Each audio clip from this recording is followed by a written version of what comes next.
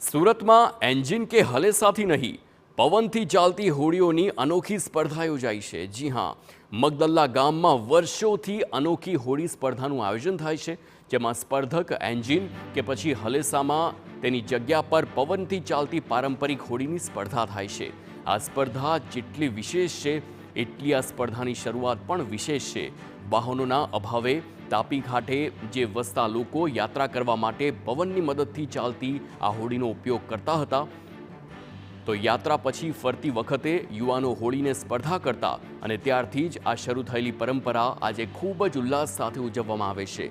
ત્યારે આ વખતે કુલ 8 હોડીઓએ ભાગ લીધો અને 150થી વધુ હોડીઓએ પ્રેક્ષક તરીકે હાજરી આપી। આ સ્પર્ધાના અદ્ભુત અને આકાશી નજારો પણ ડ્રોન કેમેરામાં કેદ થયો છે। આ અનોખી સ્પર્ધા જોવા સુરત સહિત દૂર દૂરથી લોકો અહીં ઉમટે છે।